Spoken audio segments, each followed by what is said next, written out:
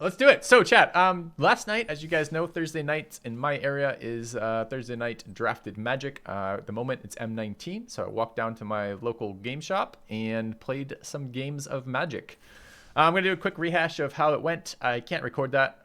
Maybe I could record it, but I'd have to ask, and it's kind of awkward. There's a number of people in there. I don't think people really like the idea. It's kind of a more casual environment, so I'm not going to ask. I'm not going to record it directly. But what I can do is come back and show you guys the draft I got and talk about the games and just spread some of my enthusiasm of that experience with you guys. So I'm going to do that now. That's what this is. This is me recapping my Thursday night live draft from yesterday. So this is the deck I drafted. Let's go over it real quick. So first pick for me was Volcanic Dragon. I chose it over a Shock. I don't love this card. I don't actually think a 4/4 flying haste creature in a red deck in M19 is all that great because Goblin Motivators make him bigger or make other guys haste. So you're paying a lot for that haste. That's not necessarily good. I chose it over a Shock. It was a bit of a hard choice for me. I don't really like Shock in this format too much. 2 damage tends to be not that good versus creatures and not that good versus players. It often ends up 2-for-1ing you. Rarely does it. It's not totally true. It deals with Basilisk sometimes. Sometimes it preempts an enchantment. Sometimes it deals with like Vampire Bloodletters or this type of stuff. But it was a tough choice, my first choice between Volcanic Dragon and Shock. I ended up going Volcanic Dragon. I don't know if I'd pick that again, but that's where I went with the first pick. Second pick was Lich's Caress for me. So my deck just started off with Lich's Caress and Volcanic Dragon. And didn't see a whole lot of super strong cards immediately after that. But I think pretty soon after came an Electrify. And then I felt like I was in red to some degree. Anyways, so that's kind of where the deck started. Deck ended up fairly interesting. This is the final play version of this deck. I ended up with 1 Motivator, 1 Shock, 1 Doom Dissenter, 1 Reassembling Skeleton, who was the MVP of the entire draft. We'll talk more about that in a minute. 1 Abnormal Endurance, 1 Sure Strike, 2 Ravenous Harpies came my way. 3 Boggart Brutes came my way, which I was pretty excited about. I ended up with 2 Active Treasons. I almost chose a third. I'll talk about that in a little bit too. A Fel Spectre, a Skeleton Archer, a Volley Veteran, who I almost didn't pick. I almost picked a second Fel Spectre over Volley Veteran because I was forgetting that Boggart Brutes were goblins. And I'm like, man, my goblin, and this was before I had Motivator, so it would have been my first goblin, I thought. And then I'm like, and right at the last second, I'm like, oh, wait. Brutes are goblins. I've got a million goblins. Picked up a Volley Veteran. This card went really, really well. Got a very late Brawl Bash Ogre. This card underperformed the entire draft. I'll talk about that in a minute too. Fairly late Strangling Spores. I think I picked Electrify fairly high on the pack order. Siegebreaker Giant came around. Also a kind of a weird pick. Can't remember what this was up against. It was up against something that I wanted that I don't remember now. Ooh, I wish I remembered that, actually. Can't remember. I think it was up against the Strangling Spores, maybe. So I chose a Siegebreaker Giant. He did okay, didn't perform amazingly well, didn't underperform. Rise from the Grave was the only card I never played in my deck. This was a deck that was in my main deck, and I never played the card. It just never came up. Every other card got played in my deck through the games. Lich's Caress did extremely well. The life gain was actually relevant in 2 games, which was cool.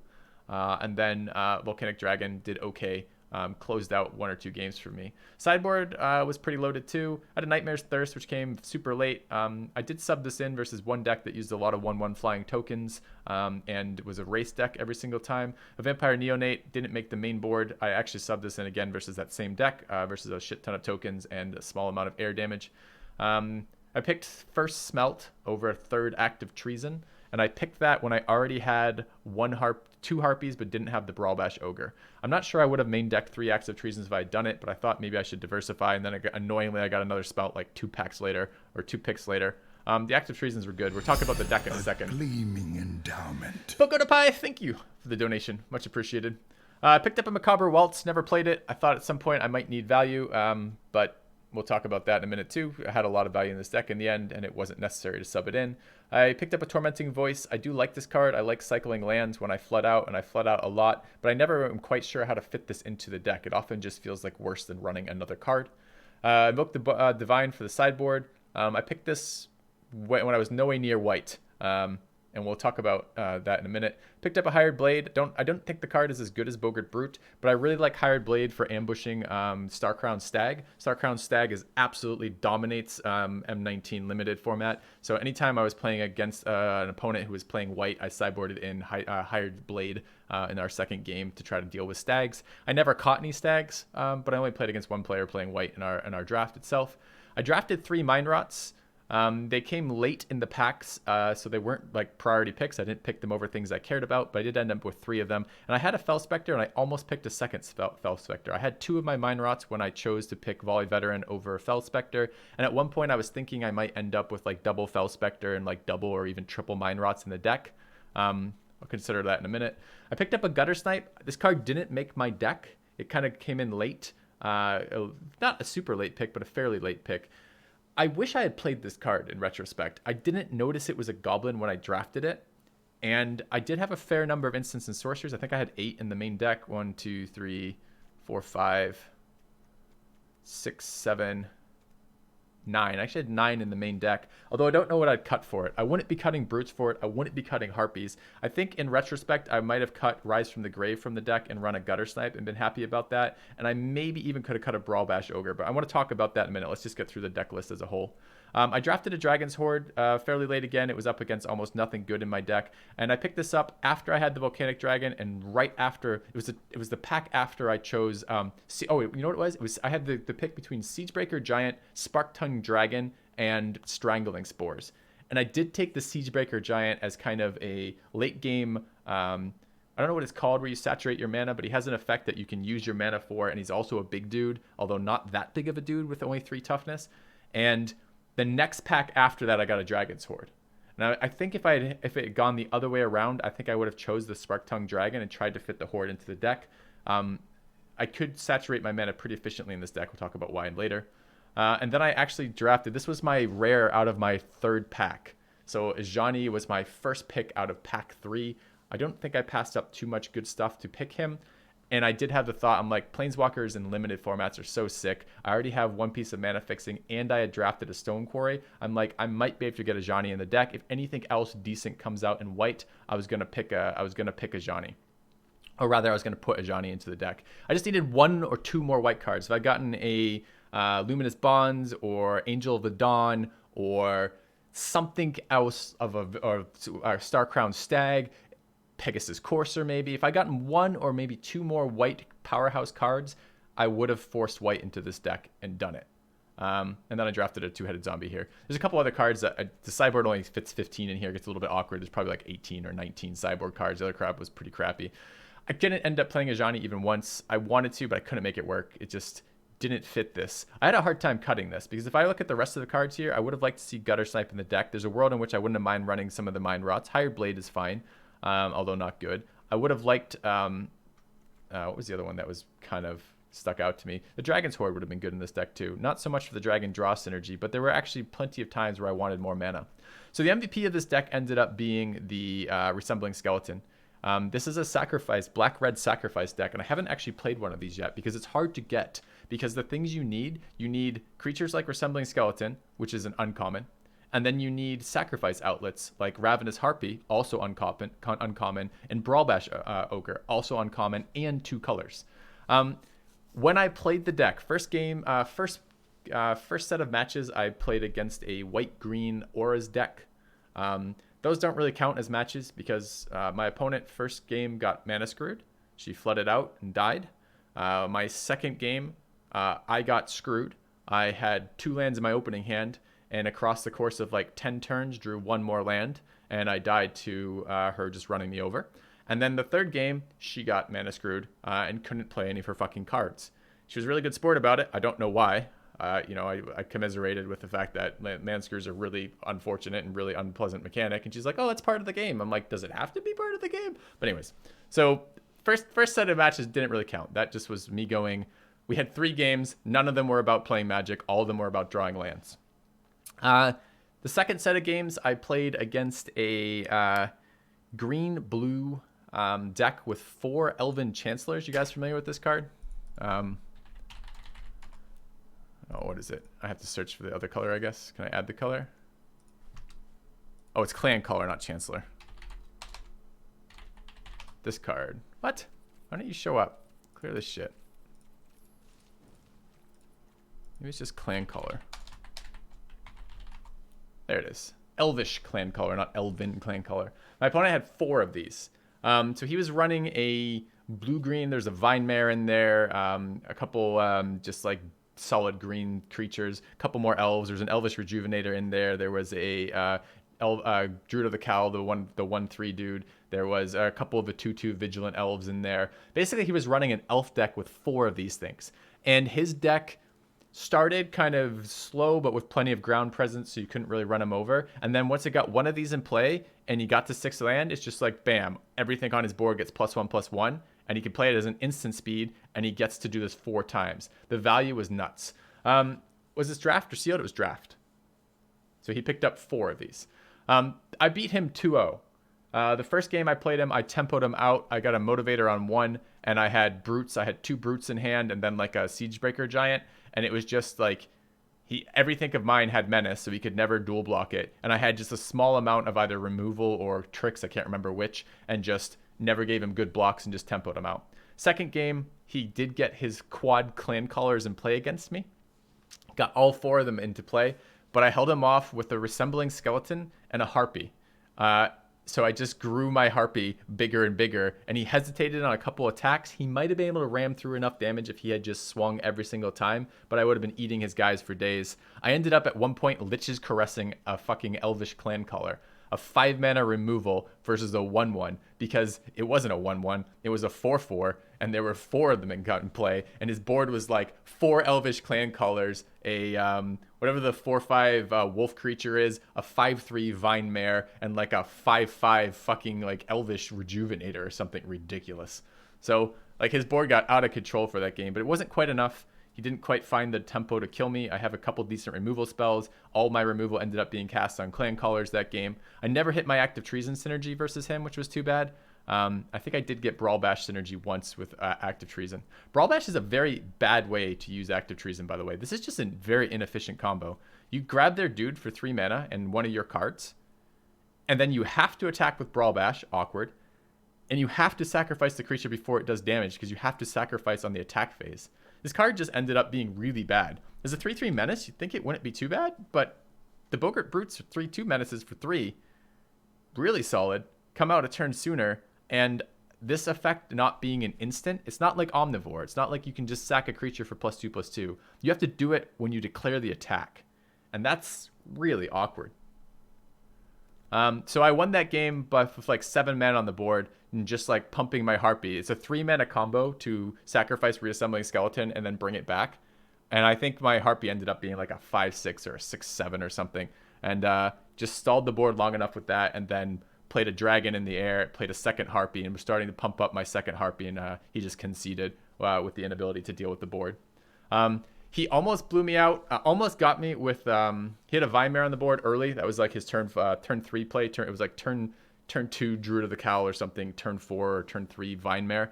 I had some Boggart Brutes out, but he had Titanic Growths, and I almost didn't have a creature that could block the Vine Mare. I was sitting there for a long time versus his board with a Siegebreaker Giant with his Vine Mare looking at me, and all the rest of my blockers were black, and black creatures can't block Vine Mare.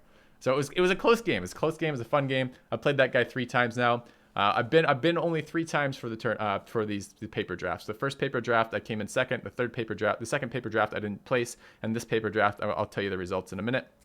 And I played this guy all 3 times. He was the guy who beat me in the final for the first set, and I played him second round this set, which was kind of fun. I like the guy, super nice guy.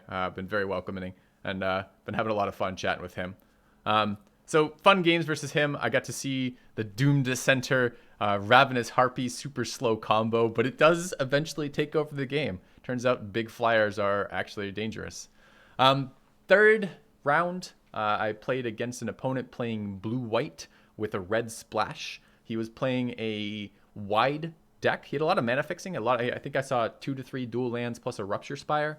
And his deck was, there were at least 2 Aviation. I'll try to show you the cards as I talk about them. I think it's Aviation Pioneer. Let's see. Oops, this would be an N on that. 2 of these guys. He had at least one of the Goblin Instigators. the token generator ones. Where is it? This guy here. He had a heroic reinforcements in that deck. He had a sky scanner, the 1/3 flying spirit, as well as then some like big white angel style things. So his goal was basically beat you to death with a shit ton of little tokens, most of them flying, and do that very efficiently. Game 1 was super close. I ended up surviving at 1 HP, and that was after Lich's Caress when I finally killed him. I got a lot of value out of Skeleton Archer, a lot of value out of Fel Spectre as a blocker, and a lot of value out of Volley Veteran because it's basically based pinging away all of his tokens and trying to survive long enough. I think I ended up killing him that game. I don't remember what the creature was. I think I may have killed him with Siegebreaker Giant for that. So I was at 1 HP for that game when it stabilized, and I think he missed damage, quite honestly, at some point in the game. He was a little hesitant to swing with creatures. Maybe not. Maybe I'm imagining that, but it was a super close game. Top deck game. The second game versus him, I lost. I stabilized the board at 2 HP. Again after Lich's Caress. Again after just like this swarm of tokens from him. And he was on a 2-turn clock on my board. I had a Siegebreaker Giant in play again, and I had adequate blockers for his ground forces and was able to swing, and he was on a 2-turn clock to kill him, and he top decked a shock and killed me at 2 HP. Both of these games were like deep top deck games, right? Were like very long games. Both players got land. You got to actually play Magic. It was super fun. A lot of back and forth. Really, really fun. And then the third game, I blew him out with the reassembling skeleton harpy combo. My sideboard for him, I ended up pulling in, let me just make some room for this. I ended up pulling in Nightmare's Thirst, Vampire Neonate, and there's one more I pulled in versus him. Might have pulled in the Gutter Snipe. I can't remember if a Gutter Snipe made it in or not. But I never drew them in the third game. But by the third game, I'm like, okay, there's so many 1/1 tokens. I don't really like the idea of Nightmare Thirsting a 1/1 flyer that comes with Aviation Pioneer. But the amount of token generation he was doing and just like whittling away at my life total, it just seemed like this might be relevant. Felt like the Neonate would be pretty good in a situation like that, just to recover some of those losses from the air stuff. I think I ended up pulling out Rise from the Grave, which was bad versus his deck. There were almost no targets for that. It doesn't have a lot of targets in my deck. I think I ended up pulling out Motivator because all I ended up doing with the Motivator was blocking 1/1s. I think I ended up pulling out something else in here. Maybe one of the Brutes. I can't remember what the third one was. Was just the goal of trying to survive his just insane token stuff. Thankfully, he didn't heroic reinforce me game 3, which was nice. Or maybe he did game 3, didn't get a game 2. Either way, he had so many tokens. Heroic reinforcement was such a blowout whenever he played it. The card is so strong in this format.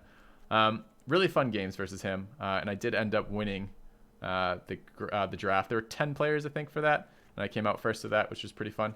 So it was nice for that. The deck was okay. The big MVP of the deck was a Reassembling Skeleton. It outperformed anything I could expect from it. Because a lot of the games actually seem to make it to top deck mode, where you're sitting there, where you have a bunch of mana, your opponent has a bunch of mana, the board's relatively stalled, or maybe there's a small amount of flying evasive damage coming back and forth, and you're looking for answers. And the Skeleton just took over any of the games where that happened. If I were to draft this again, I think the Volcanic Dragon, I don't know if I would pick Shock over Volcanic Dragon. Neither of them are very exciting picks, quite honestly, and I don't remember the rare in my first pack. It was so boring. It might have been the clan color. It might have just been that stupid elf that I would never pick.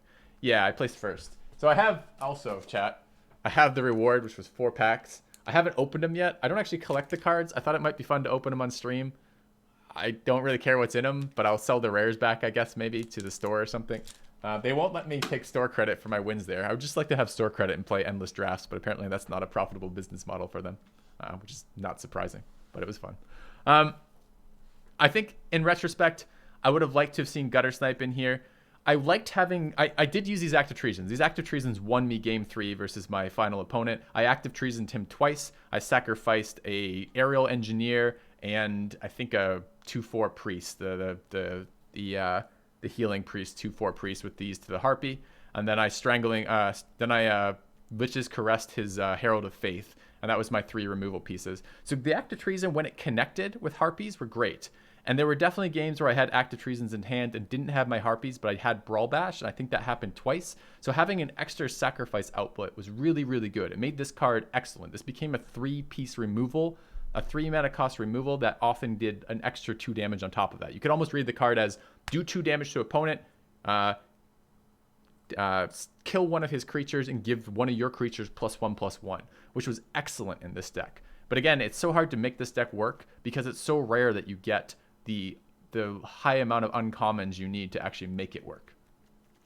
So, all right. Other than that, let's see. As I said, Brawl Bash Ogre, though, underperformer. I almost didn't take Skeleton Archer. It was a back and forth for me, and I almost didn't make the cut for me. With the amount of menace I had off the Brutes, I kind of wanted to run Two-Headed Zombie as just a continuation of the menace threat. But this card did amazing work. All 3 of my games, my opponent had 1 health minions that this card targeted and did damage to. I thought he was going to be really poor. He hasn't performed very well for me in my online drafting, but he did amazing. He was actually comparable to the Volley Veteran, and the Volley Veteran was really good because the Volley Veteran, I had 5 goblins in this deck, and if I had been drafting slightly better and taken out Rise from the Grave and put in Gutter Snipe, I would have had 6 goblins for that, which was amazing. Anyways, so Volley Veteran was really strong. Rise from the Grave, I never drew the card. I'm not sure it would have been very good, though. The biggest creature I ever saw was probably, I think I saw a 4/5 Thornhide Wolves, a 4/3 Opponent's Angel, my 4/4 Dragon. I don't think I saw anything bigger from my opponents. I saw a couple creatures get enchantments on them, so I saw like a 4/4 Elf from Knight's Pledge. I think I saw, again, my opponent playing the Clan Color deck, had a bunch of buffed creatures, but nothing that I was just like, man, I want to steal that. So this card always feels powerful for me, but I think in this deck, in the format I played it against, it just, A, I didn't draw it, and B, it just wouldn't have been very good if I did. So, all right. Other than that, what else from this deck? I did get my 2 favorite tricks in the format. Abnormal Endurance is amazing. I did not ever get to Volley Veteran or Skeleton Archer Abnormal Endurance, which is too bad because that combo would have been sick. But Sure Strike also did amazing work for me. The first strike element was really good. I was a lot less scared versus my Clan Color opponent because I had this in hand, and one of the things I could have done was killed one of his Clan Colors if he did push all in and then get it off the board before damage resolve, which would have shrunk all of his remaining creatures, which would have been a pretty nice combo. Shock didn't do a lot for me on my drafts. I think I killed a 2/2 with it maybe twice, maybe 3 times, which is fine. If it 1-for-1s, it's fine, but a lot of times in other drafts, it's 2-for-1, where I have to 2-for-1 against it, which is weak. Electrify outperformed what I expected it to. A lot of times it doesn't do very well, but there were a lot of 4 health targets this time around, which is great, and Lich's Caress was just amazing. I often think this card is clunky, especially when I'm playing Dominaria and I have like an Eviscerate for 4 mana doing basically this, and I mostly look at that life and go, it doesn't matter. But for me, there were 2 games in the finals where the Lich's Caress's life total mattered, and that's pretty cool. So that meant that card was a little bit higher value than I thought it was going to be. I wish I'd been able to put a Ajani in there. I wish I'd seen maybe like 1 or 2 more dragons. I was really hoping to go a tricolor deck. I mean, after Ajani, I wanted to go white for sure. But even going into the draft, I really wanted to draft high power cards rather than sticking to color. But it just didn't seem to resolve that way. I got past a lot of green cards. Oh, some of the passes. So pack 2 coming, going right. So, pack 1, you pass left. Pack 2, going right. I got past in sequence a Cleansing Nova, which I passed because I was no way near double white at that point, and it has no synergy with my deck, but I was super salty to see it go. A Angel of the Dawn, and I opened my pack 2 rare was Mentor of the Meek. So I passed in a row 3 of the best white cards out there of Mentor of the Meek, Cleansing Nova, and Angel of Dawn. So I felt really bad about that. I mean, but I think, I don't remember what I picked over the Mentor, but it was a very solid red or black card. It might have been Volley Veteran. I'm not sure exactly what it was in the end that I picked for that. But anyways, so I was a little sad about that. If I managed to get white in there, if I'd picked those cards and then known that 3rd pack I was going to open up in Ajani, like my deck would have had a Mentor of the Meek, Ajani, and Wrath of God in there too. And it would have been a totally different deck, but it probably would have been a higher power level deck. Did I sell back my Ajani? No, I've got it still. I'll sell it back when I can.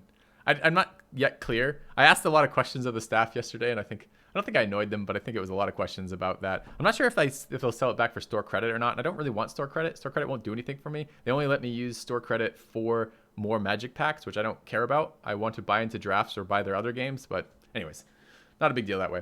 All right, so we will open these on chat. Why not? I was considering, I think the store owner told me if I want, I can sell these to other players when I get them as rewards. So I might try that next time, but shit, while we're here, let's just do it for chat. We'll go pack 1, open these up, see what we got as our reward packs. I don't know if I can show this easily on camera or not. Let's try. Do we want Giant Filthy for this? I think it might be Giant Filthy time. All right, here's Giant Filthy.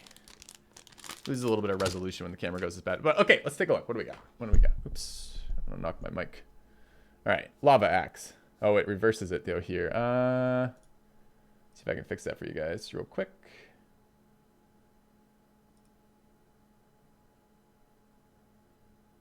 Where's the flip?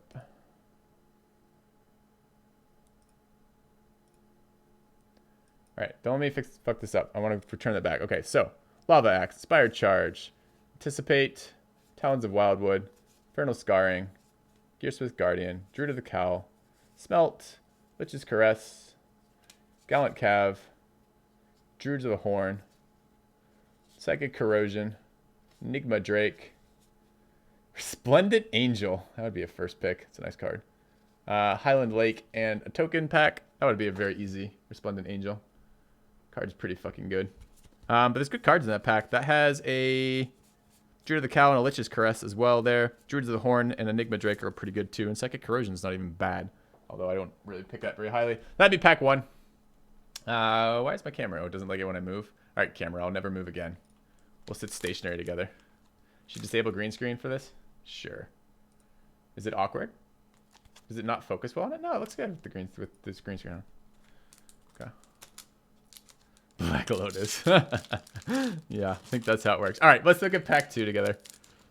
I had a lot of fun with that, guys. I had a lot of fun. I really like the IRL drafting. All right, let's take a look at pack 2 together. Let's go to the card details. All right, I can disable that temporarily then. All right. Okay, pack 2.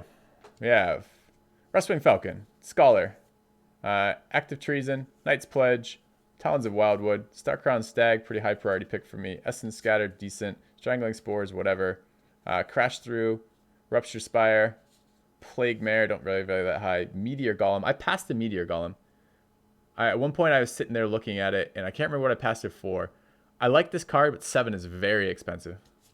Alpine Moon as the rare. Another Enigma Drake. A Swamp. Okay, unexciting pack, I think, from a pack opening perspective. As a draft perspective, that's pretty exciting. Starcrowned Stag, super strong there. Plague Mare, decent. Meteor Golem, pretty good. And Enigma Drake. Oh, it's a foil Enigma Drake. Okay, sure. Foil Enigma Drake it is. I don't know what I'd pick first pick out of that.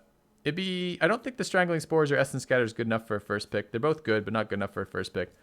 So it's probably between Plague Mare, Meteor Golem, and Starcrowned Stag. And I think I would probably pick Stag over Meteor Golem. Although Meteor Golem as a first pick, pack 1, is a totally open color, which would be pretty nice. So that's something. All right, let's do the next one. Meteor Golem can be devastating. Yeah, I didn't even think about that. I think when I passed the Meteor Golem, I didn't have a Rise from the Grave yet, but I didn't even think about that synergy. There might have been something about that. Like a Rise from the Grave Meteor Golem would have been a disgusting combo. There were definitely games where it went that late too. All right, next pack. We have Gearsmith Prodigy, Fire Elemental, Swiftclaw, Guardian, Divination, quite a good one. Bog Stomper, Plummet. Everyone loves Plummets in this format, the drafting format, rather. Everyone loves this card. This card is in like every deck and every sideboard that's playing green. Luminous Bonds, very high value pick. Neonate, whatever. The Wind Mage, decent, but not great. Another Stag. Fucking whatever this card is. Double Cast, a garbage card. A third Enigma Drake out of 3 packs. Man, if I just went all in on the Enigma Drakes, we could be good here. A Vampire Sovereign, very strong. And then this stupid Amulet is the rare. This card is so bad. And then a duel. There's a black-red duel in there. Of these, first pick is probably Luminous Bonds for me. Stag's interesting. Vampire Sovereign's pretty good too. Vampire Sovereign's quite good. It'd be a tough pick between Sovereign, Stag, and Bonds for me. And I probably value Bonds a little bit higher in Starcrown Stag. And I'd probably value both of them higher in Sovereign because I like white more than I like black in this color. So, yeah.